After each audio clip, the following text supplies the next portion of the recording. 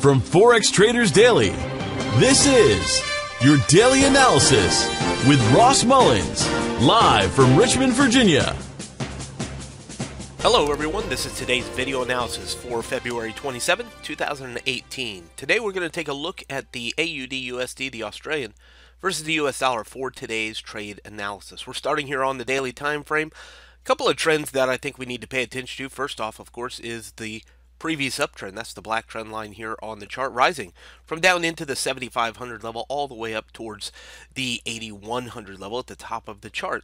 Since capping out at the resistance high, we've been falling over the past several weeks back down here towards the 100 period moving average, just above the 7,800 level. So interesting, we've come down, but we've just been bouncing around down here inside this area between the 7,800 level and just into the mid 79s. We're settled out down here just underneath the 7,850 level, the yellow shaded area, and above the pink zone, 7,800. So interesting area here. 1, 2, 3, 4, 5 days now. Support above the pink zone, resistance into the yellow shaded area. This isn't anything new for this currency pair. You look back to the left, and I've put 3 blue boxes there just to show the history of this area between the yellow and the pink zone. You can see here the first blue box where the black trend line is, bouncing around in there for several days before breaking higher. You can see back here on the left, the 2 boxes over here.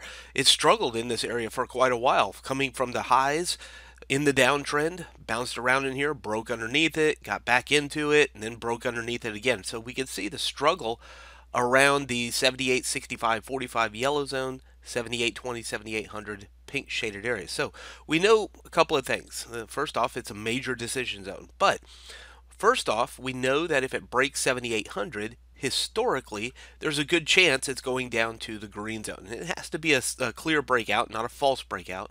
But breaking under the pink zone, we'd look for it to go down to the green zone.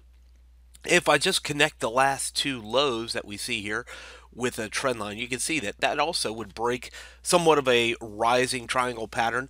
If it breaks underneath the pink zone, that black trend line, and maybe even the 100 period moving average, clearly moving down towards the green shaded area. Doesn't have to do that. Clearly, if it finds support here, we could turn around and go back up. We've seen it before. Support into the pink zone, breaking the yellow zone, takes a turn back higher again. Not too far beyond the black box, we can see finding support at the pink zone, breaking the yellow zone, and going back up into the 7900s. We also see we could take this trend line as well, just connect this trend line here, and we can see the market has been pressuring lower along this downtrend line that I've just drawn in there, just pressuring lower. So we've been rattling around in here for a few days. And of course, the yellow zone is our resistance, and a break above that yellow zone, we'd look for the market to go higher. So we know that this is our major area of decision. Let's go ahead and take it on down to the 4-hour time frame.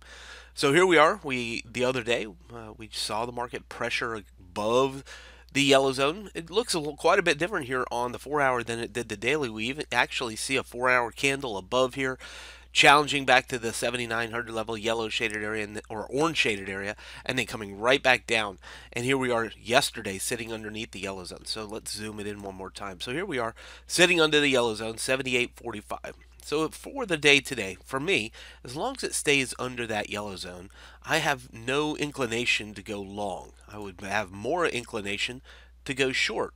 The risk here is that it gets back above the yellow zone. So our risk is smaller for going short than it would be for going long, because at this point, if we were to go long, we're capping out resistance into the yellow zone, and our risk would likely have to be underneath the pink zone, because that's our area of support. So we'd have to place our risk if we were going long under the pink shade area. So that doesn't balance in our favor. Going long, risk reward doesn't balance in our favor. Going short does. I think I like the look of it better on the daily time frame. The fact that we haven't really had a breakout above the yellow zone like what we see here on the 4-hour time frame. But this sudden move lower tells me that there are sellers that are just ready to stay involved with the Australian dollar. So we're staying short. We're looking for an opportunity. Any touch of 78.45, 65 becomes an opportunity. Stop losses will be above the yellow zone. Somewhere between the yellow and the orange zone I think would be good enough. We want to see it break down through the pink zone and the continuation of what began to be a bearish move over the past several weeks. for the Australian dollar today. From Forex Traders Daily, this has been your daily analysis with Ross Mullins. If you would like to get Ross's analysis on all the currency pairs he's watching and all the trades he takes today, join him in his live trade room by clicking on the link below. Please leave any comments you have about today's video in the comments section below.